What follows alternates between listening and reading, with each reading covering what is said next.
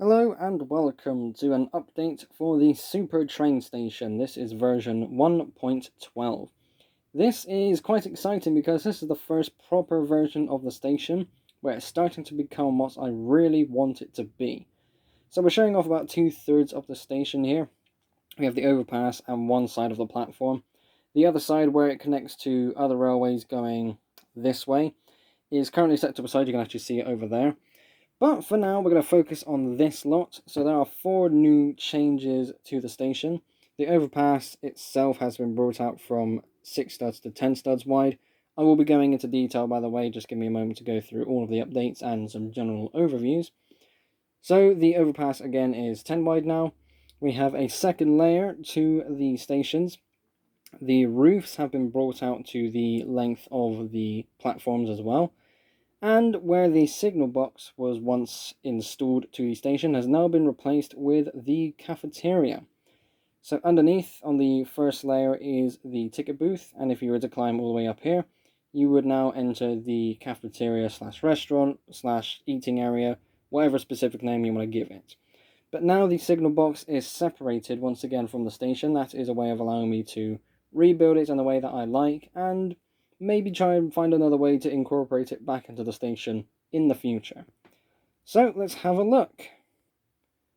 So here is the overpass itself. This is much thicker than how it was previously, and I already love it some more. It's just so chunky. Picking this up and moving it around is still a bit scary because I fear the eventual breaking of something and it all falling to the floor and shattering into the hundreds of pieces that you see before you. But at the same time, it is a magnificent piece. And I may as well start off by showing you the interiors. So this is what one side looks like. I don't know whether to call this a left or right, because from one side you could say that's the left and that's the right. But if you look at it from the other side, you can say then that's the left and that's the right. So yeah, it's a bit weird. I think it would be better to say, if you're going to look at it from this side, this would be the official side. So that would be the official left and that would be official right. But I'll let you argue about that in the comment section below. Which one do you think works better, looking at it from this way or from the other way? But let's actually get back into this now and have a look at the staircase. So the staircase remains the same. It's nothing too different. But making the walls taller was definitely something nice to see. Gives that grander feeling to the whole station. And with those staircases now going up to a wider overpass, it looks and feels just so much more professional. It's more tidier on the inside as well, organising some of the sloped bricks as well, just getting it all to work together much better. Also, the banister on the side has also been tidied up. You can see along here that there are these 1x1 square bricks along the bottom. These were elevated with some 1x1 tiles, which didn't make them look right because some of these bottom pieces will be a little bit higher up than others. And these circular pieces, or cylindrical pieces rather, will just look out of place. You can see where all the seams are, where the bricks are connecting to each other. But now it's a lot more uniform and it looks so much more better. And such a small detail really does go a long way. I'm actually very happy with that. So that is the same on both sides. And this time it's a little bit different. So if I try and go from this angle, you can see that the staircase is much smaller. I do need to put a banister on this side of the staircase, something I actually forgot to do. Well, neglected to do, I should say. I mean, I didn't really think about doing it at all, but now that I see it like this, I do need to make that banister. But that is on purpose for it being this small, because as you can see along here, the upper level of the station is being made. Absolutely incredible. So the banister up here is basically these white cylindrical pieces again, with plenty of these red tiles. And when I say plenty, I mean plenty. I've still got loads more to use up, so you might see them decorating the roofs or just any other section basically on the station. But it's nice to have some plentiful bricks, and yeah, just decorating to give some more colour as well. That's another good thing. Predominantly, the main colour is white with some grey details, of course, for the more solid pieces like the platforms themselves. But that's more so for that modern, strong feeling. Having some red pieces does make it stand out again, as I just mentioned, but I don't really know how much further to go with extra colours. I think I'll implement them in certain places, but again, I like the idea of the predominant colours being white and dark grey. So just to go back up here to the overpass itself, you can now see that this is 10 studs wide along here. Previously it was 6. So 1, 2, 3, 4, 5, 6. So it was about that thick. That was surprisingly thin despite it being 6 wide. And that meant only one minifigure could really fit through at a time. Now it's at a width where 2 minifigures can walk past. We've got some clocks in there. The other one's about there. You can see it on the wall. It just looks so much better making it wider. It's something that seems so simple, but after a day of getting it correct, it's such an amazing feeling to go, oh my god, look, it's so much better. And you know, celebrating with yourself, it's really cool. Also, as you can see, some more tiles along here, making it so this roof piece is removable.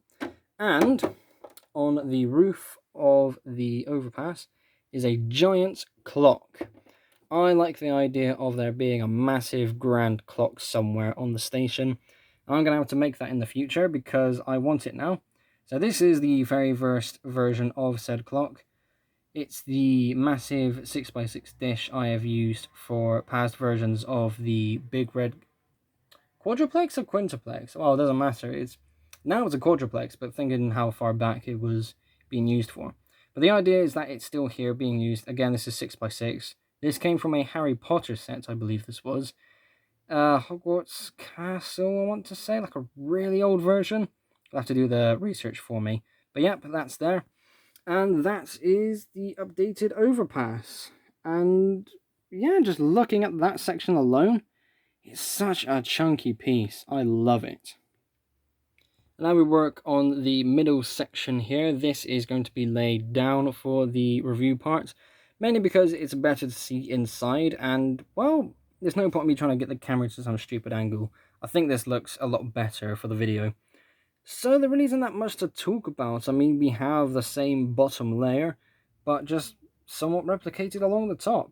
There are going to be windows going across the side of the wall on the upper layer as well. I want to try and make it feel as natural as possible, trying to make it feel nice and homely in a way.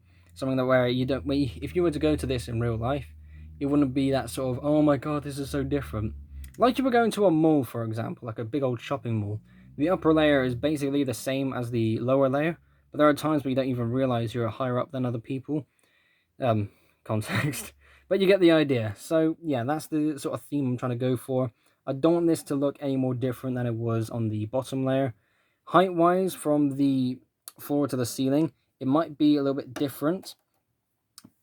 You know, this is about 10 blocks high, I'm going to say. These are 1x5. I think they're 5 tall. Might have to double check. No, I'm pretty confident they're 5 tall, actually. Let's go ahead and stick to that before we go crazy again. So, yeah, so this is 5 bricks tall. There's 2 of those, therefore that's 10.